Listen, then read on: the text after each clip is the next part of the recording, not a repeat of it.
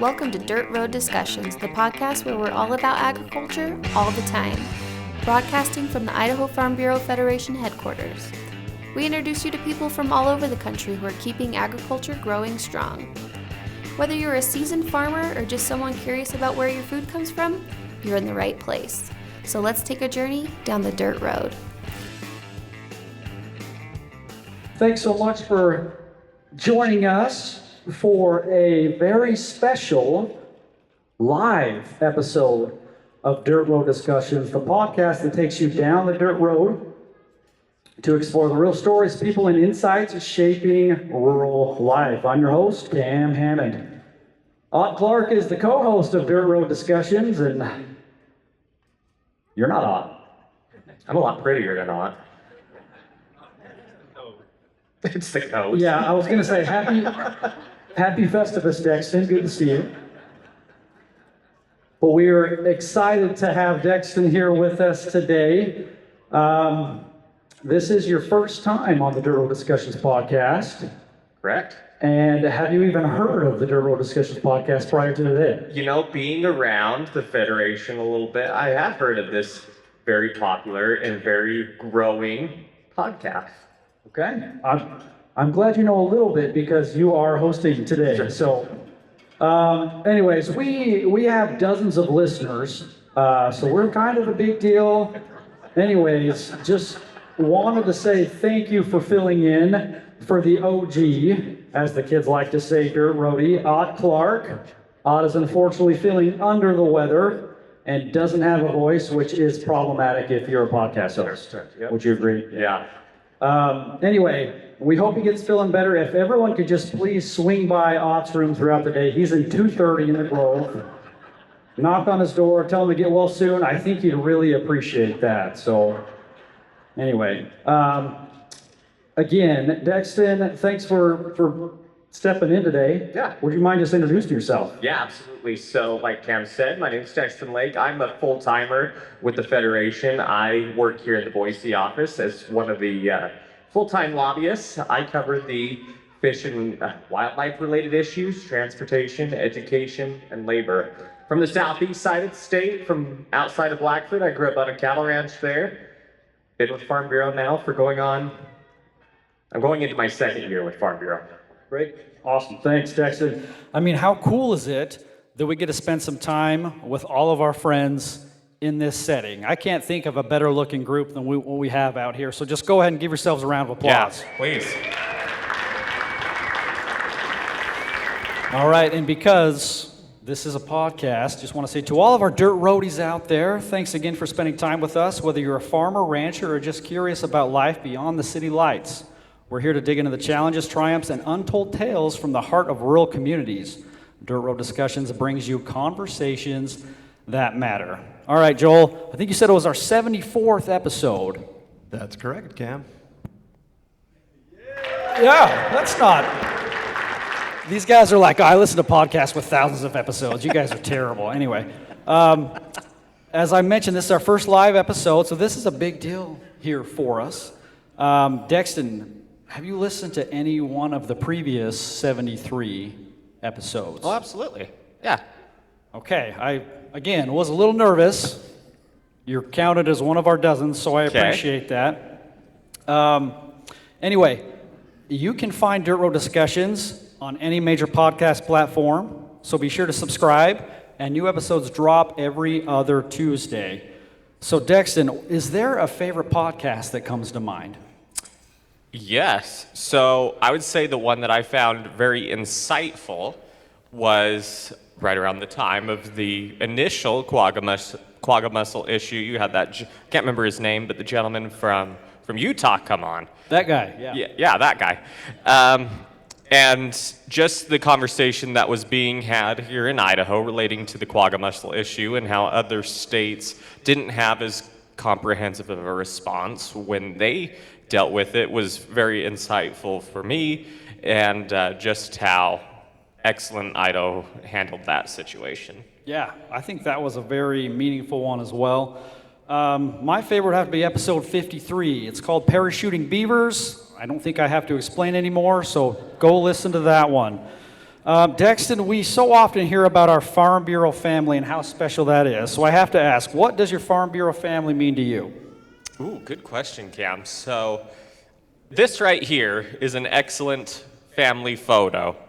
I mean, if we were to all get together and stand shoulder to shoulder, we would have not only multi-generational in the literal sense of, I've been meeting state board members and mostly their children as I've been here, but also just the multi-generational of people bringing people to Farm Bureau.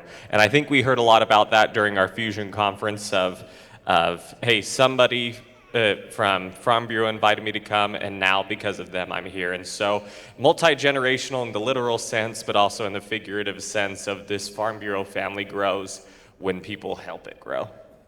Man, he's good. He's good. Yeah, I love the term Farm Bureau family. We love each other, right? In all seasons, the good, the bad, the ugly, and even sometimes the awkward. Emphasis on the awkward. So I've been thinking about this, and you know what? We need to dive into this, and we like to have a little fun on the podcast. Any ideas what that means? No, he's speechless. We're going to play a game, Dexton. So buckle up, everyone, for another installment of what we like to call Ott's Shots. But Ott is not here, so we're going to rename that Dex's Guesses. Okay. All right, this Dex's is the game Guesses. where we make Dexton uncomfortable as he tries to answer random questions on the spot. Okay. And our game today is going to focus on awkward Farm Bureau family photos. Everyone's terrified. Here's how it's going to work. Through some reliable sources, it can't be named, I've obtained some baby pictures of some members of our Farm Bureau family. And I'm going to show you and the audience these cute, we'll just go with cute pictures, and your job is to guess who that is. Okay. All right? Okay, let's jump into it. Here's a softball for the first one. Who are those two? The one on the left looks like you. Is that you, Cam? That is me. Okay. The one on the right is you. No, it is.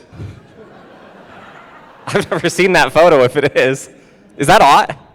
You're okay. It is Ott. Yes. Yeah, I was gonna say Ott. I don't believe that. Okay. Yep. That's myself on the left. Ott on the right. Okay. Couple of cute little dirt roadies there. Okay, but let's jump into it now. Here. Okay, there we are. Cam and Ott. Not Jeez, you, you Dexton. two have gotten ugly. I definitely made you rethink some things there. Anyway, here's photo number one. Okay. Who do you think is sitting on that Easter Bunny's lap? Okay. I would have to say, is that Amy Mitchell? Did you look at?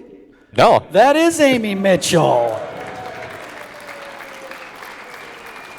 Amy, I'm sure you still have some nightmares about that deranged Easter bunny. That's terrifying, but good guess, Dex. Thank nice you. job. Okay, number two.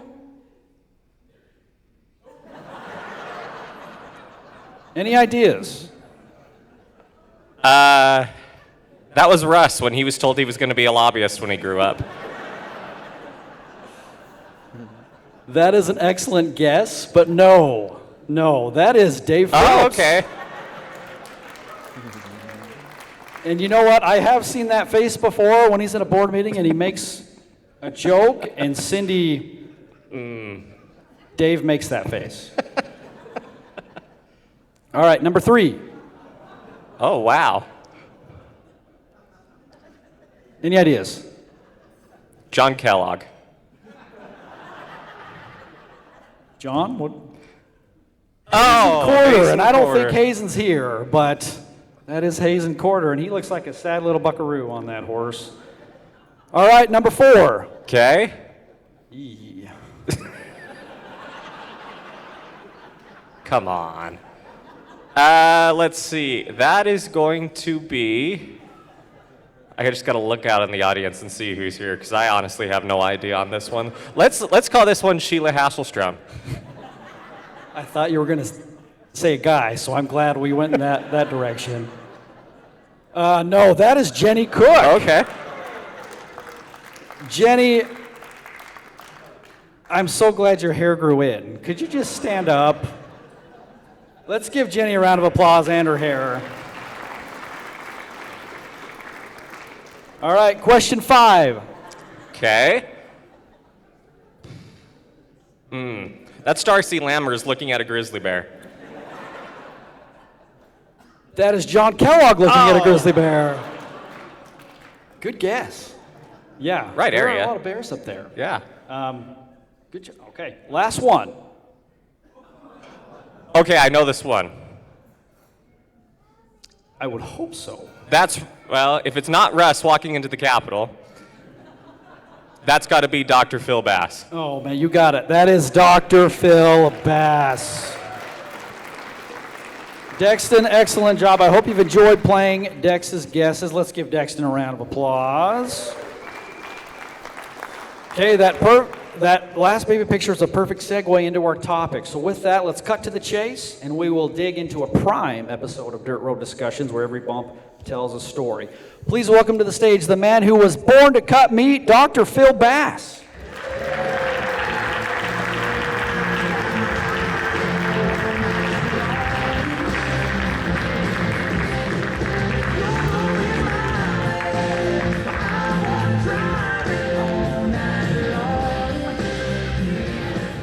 Man, Dr. Bass. Yeah, I don't know where you got that picture, but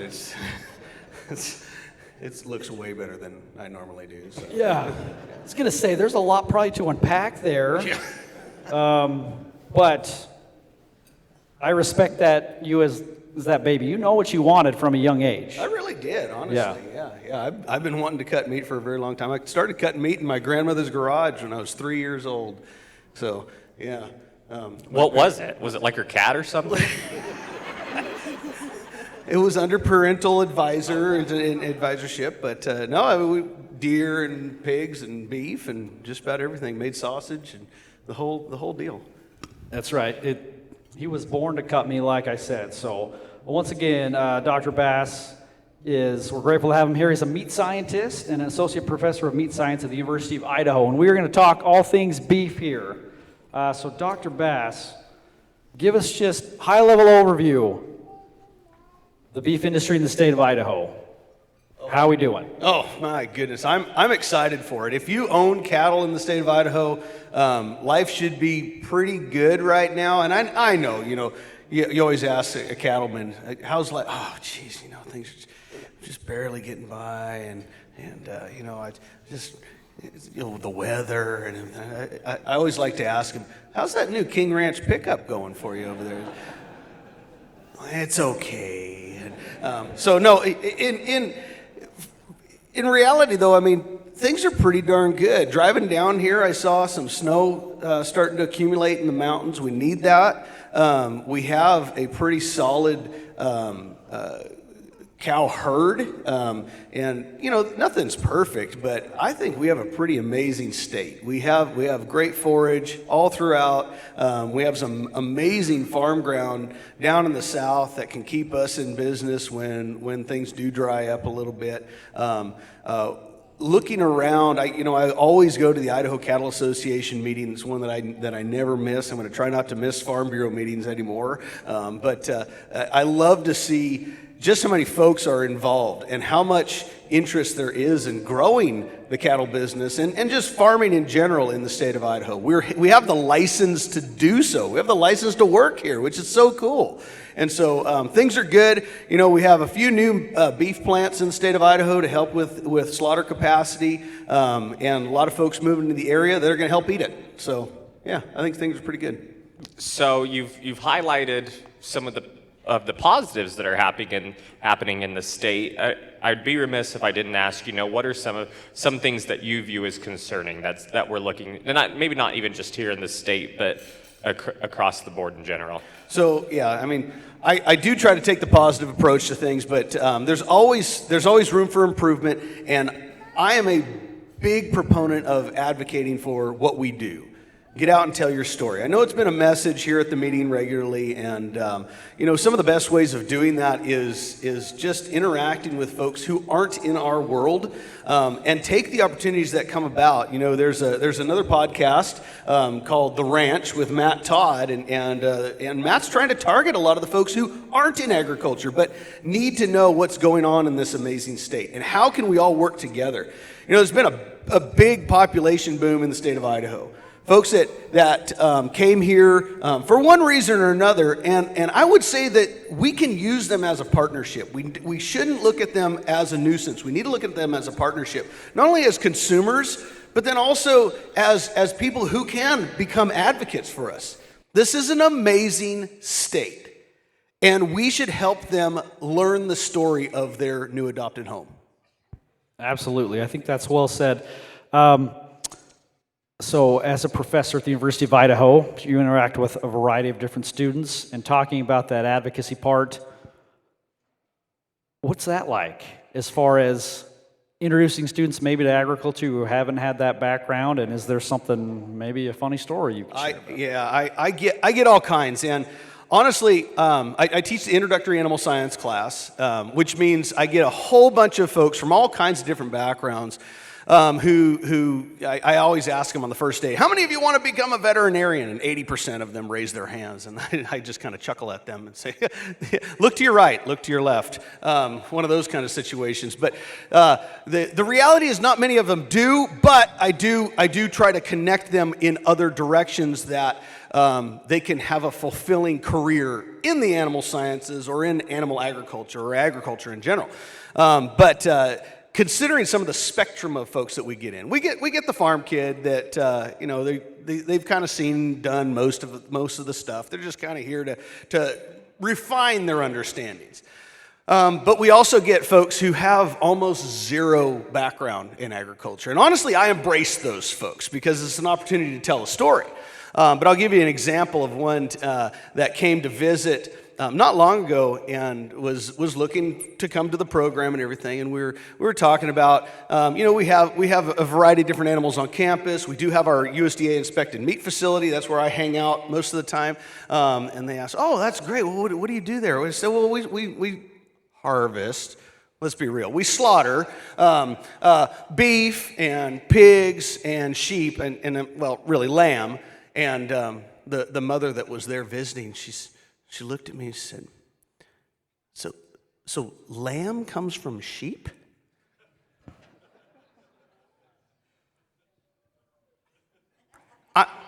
I'm rarely speechless, but I held it together, and again, I looked at that as we have a lot of work to do. But you know what? These people were still interested. And I take that as an opportunity. So glass half full, I guess. Absolutely. So you've highlighted, that there's some lack of education when it comes to, for the American public, just where their food comes from. And I think we understand that, but I think what people are starting to understand less and less is how safe their food is. So can you kind of elaborate for us, because I'll be honest, I don't even know to the fullest extent some of the regulations and the agencies and just kind of the rigmarole that meat science has to go through to be the safe industry that it is. Yeah, I mean, in the United States, we by far have the safest food in the world, bar none, period, end. I'm going to be bold enough to say that. And I have had the great opportunity to travel the world and see many different operations. And even in countries that would otherwise be considered very developed or industrious, we got them beat, guys. No question. And a lot of that came through some struggles. If we want to, I like to talk about the history of how we have gotten to where we are. And for those who maybe have taken some meat science or animal science kind of classes, there's one incident, and you're probably not the one you're thinking of, but one incident that actually happened in 1906. That was when Upton Sinclair published The Jungle. And The Jungle, really, if you haven't read it, it's not long. It's a very easy read. But it was mainly for talking about the societal problems of Eastern immigrant families coming to the United States. 2 chapters in there had that Eastern immigrant family working in a meat company in the Chicago stockyards, and it was atrocious situations. And that brought to light that maybe people weren't doing things correctly to make food available and abundant and safe. And at that time, that's when Congress almost immediately, as a result of kind of a black eye to the industry, passed the initial Food Safety Inspection Act. to begin a process of making food safe in this country, specifically meat products. Well, then fast forward to the 90s, the early 90s, and some folks might remember the Jack in the Box situation that actually happened up here in the Northwest, where E. coli 0157H7 reared its ugly head, and people perished. And that's terrible, that's sad. But we had some really good response to that terrible situation.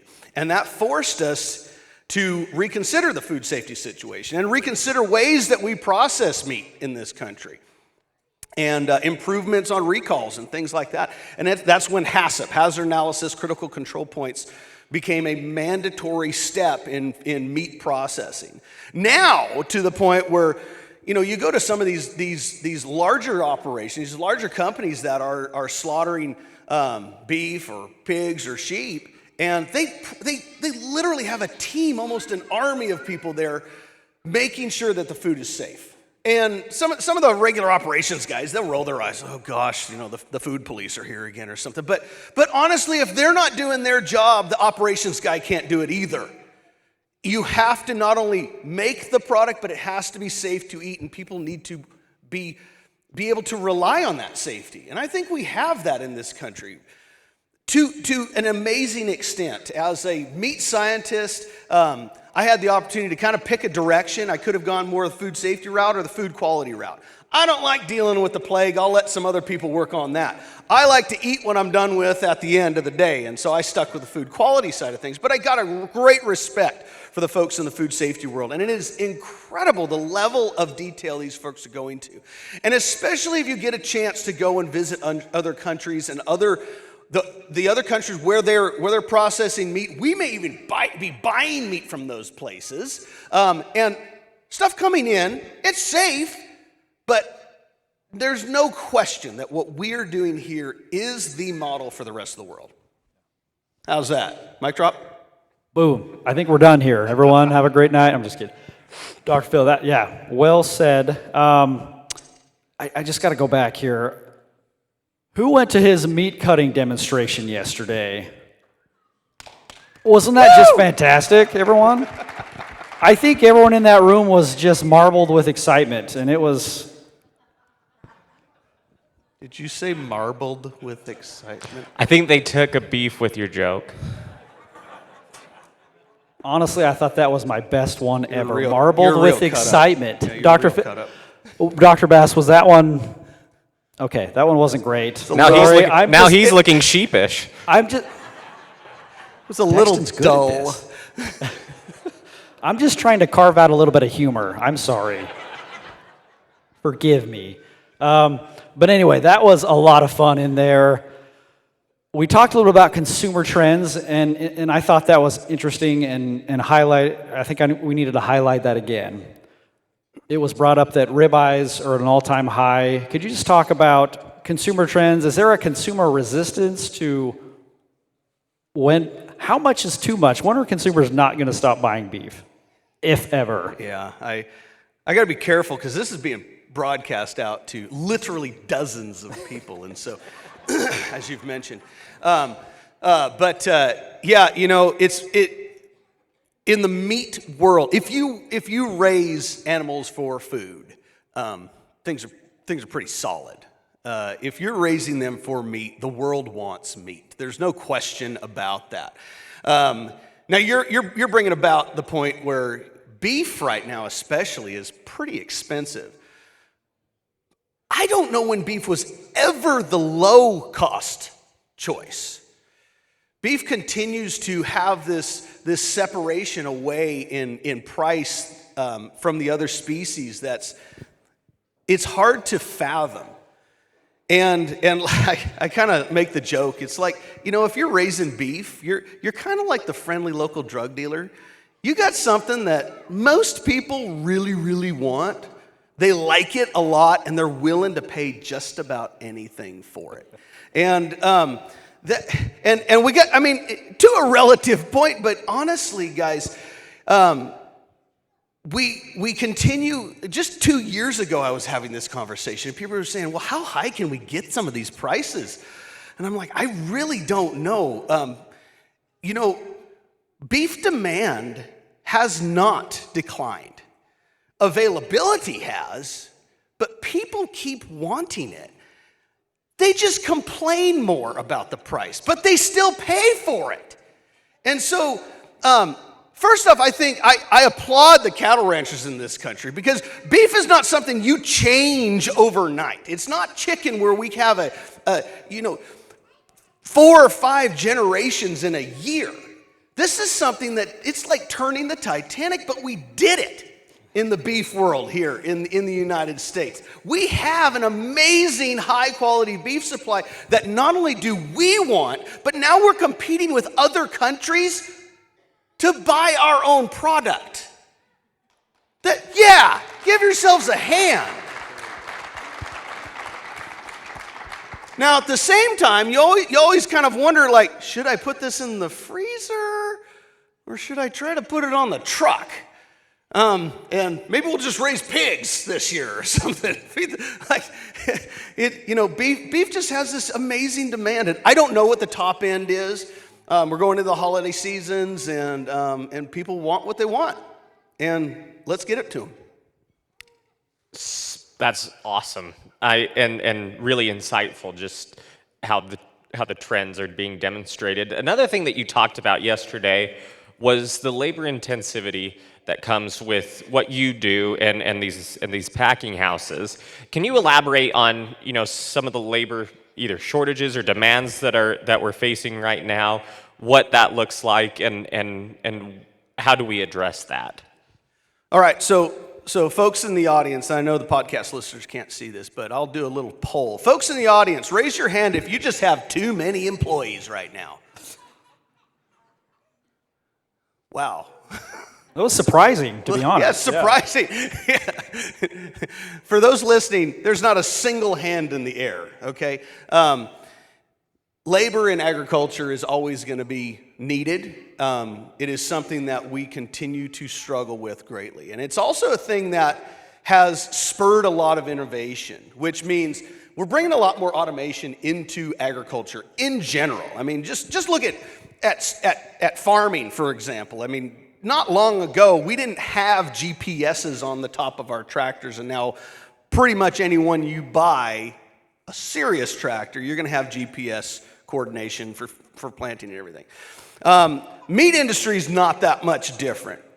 Now, the challenge comes down to is that automation for meat cutting is very, very hard when it comes to beef. For chickens are like, you take the chicken stamp, we crank out another chicken, there's another chicken. Chickens are parts. We're not taking them down to individual muscles. Pork's a little bit about the same. We have very consistent pig carcasses out in the world. Lamb actually has a lot of automation that's come around, and then we give thanks to the folks in Australia and New Zealand, our main competitors in lamb, for a lot of the automation they've come around with. But lamb lends itself to it because of the size, and it's still kind of a chunks situation. Beef, to optimize the beef carcass, you got to cut individual muscles. We've learned this, we really learned this in the early 2000s when we were reevaluating the whole beef carcass. And that's when the flat iron steak came about. And that's when the terrace majors, if you're not familiar with that, it's an armpit roast, but it's really tasty, came about. All kinds of different things were starting to be innovated, but it's individual muscles. And beef carcasses are highly variable. And so when it comes down to automation, beef is not there yet.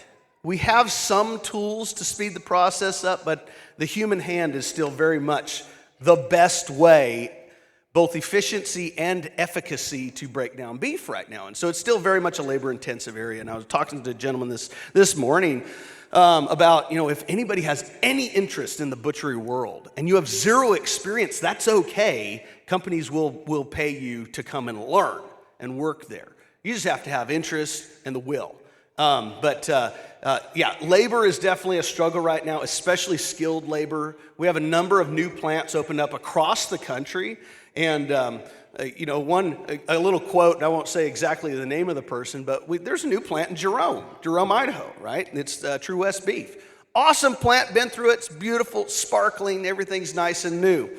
they hired a whole bunch of folks from the Jerome area, and the individual said, we were thinking we'd get a handful of butchers at least. You know what we got?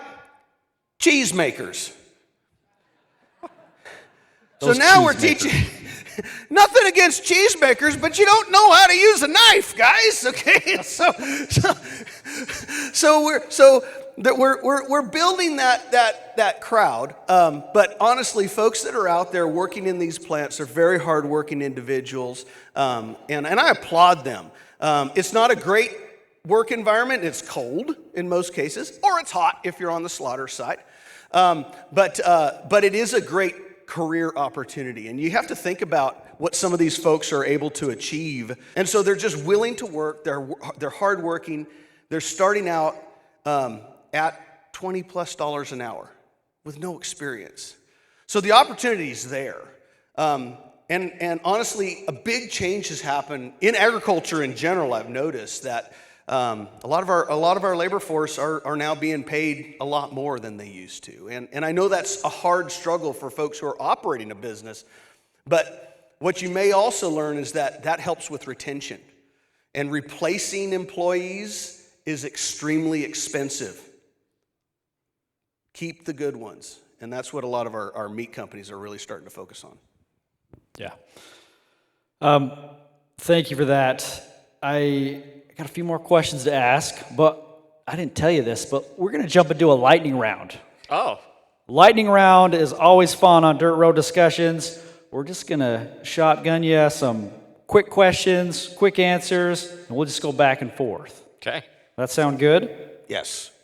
Let's do it. Okay, meat scientist, that's my kind of scientist. When you tell people you're a meat scientist, what's their reaction? What's a meat scientist? Seriously? And I'm like, yeah, we do exist. I said that to some folks this morning, in fact. So, yeah. So what other jobs besides what you do as a professor can be done as a meat scientist? Oh my gosh, that's a great question. I love meat science because we talk about everything in not just animal agriculture, but all of agriculture because it applies back to that final product. And so you don't have to just cut meat, although I love and appreciate and adore cutting meat. But we have folks now that they work for retailers that have taken them to different parts of the world where they're no longer in charge of the meat sector. Now they're in charge of the entire spoilable or perishable section of a grocery chain, all the way into full management. And so it's just an entry, but I just love how the meat sciences gets you involved in everything. We're not experts of anything, but we're kind of a jack of all trades. Favorite cut of meat? Ribeye. How many stitches have you had to get from cutting yourself? I don't get stitches. I just kind of work through it.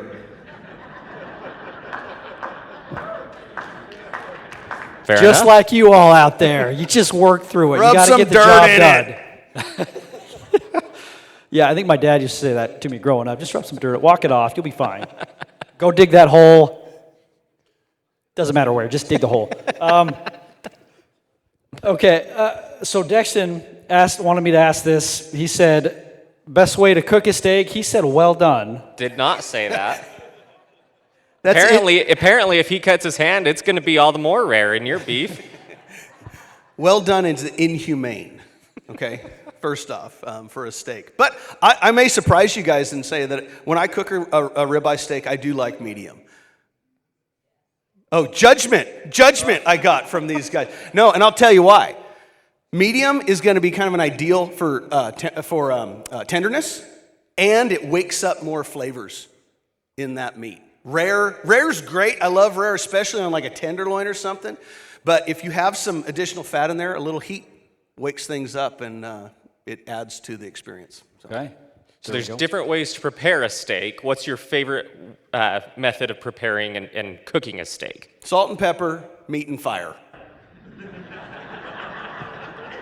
I could even follow that one. Yeah.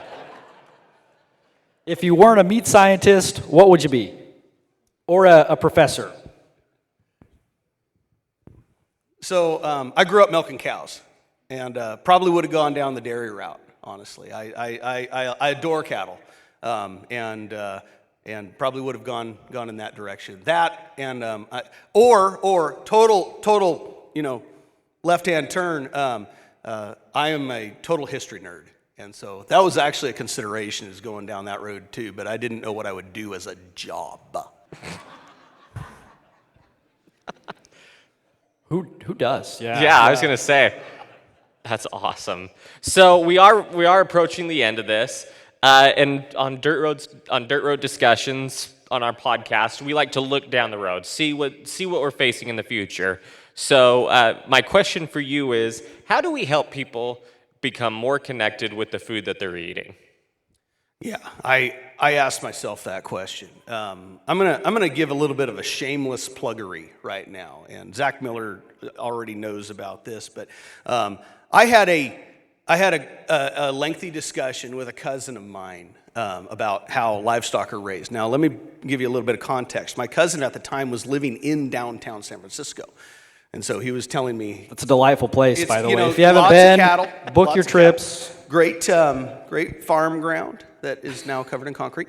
And he was explaining to me about how cattle should be raised. And I, even though I had the time, there's still never enough time to truly get that message out there. And so, first off, quick answer to your question is just be willing to talk to people. And I know a lot of folks get into farming so that you don't have to talk to people. Tough, get over it. Get out there, talk to people, and you'd be surprised at just how interested people are in what it is that we do. But the shameless pluggery is that I wrote a book because I don't think you can tell our story in that short a period of time. And I wrote it in the way that I talk. So if you find the way I talk, which is simplistic and kind of like 5-year-old-ish, then you'll enjoy it. But it's called "It's Not a Cow."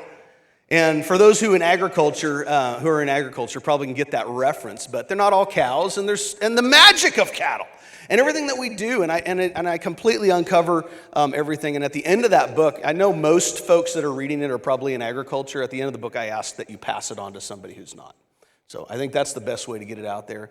Continue doing what you guys are doing. Thank you for getting this message out for those who maybe aren't in agriculture but stumble upon something that sounds interesting. And thank you, Farm Bureau, for what they do. Well, thank you. Yeah.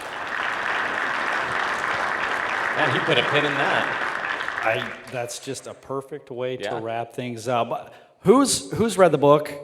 Does he have dozens of book readers like we have dozens of listeners? Really dozens of book readers. Yeah, go check that book out. It's not a coloring book or a pop-up either. So. Well, it sounds like we need to do our part and spread that message a little bit more. I mean, of the big group, not a whole lot of people have read the book, but I think it would be a good start to start publicizing that a little bit. I agree. Yeah. Let's do it.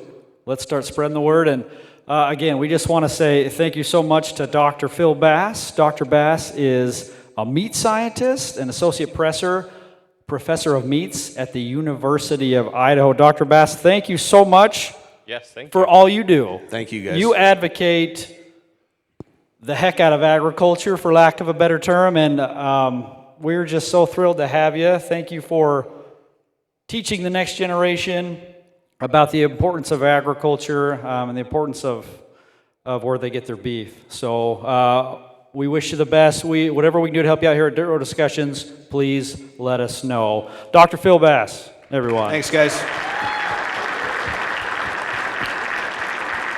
And again, thank you for tuning in. We've tripled maybe our listenership in one swoop. Thank you to all you do as well for providing us the best beef there is. And with that, we'll wrap up another episode of Dirt Road Discussions, and we'll see you down the road.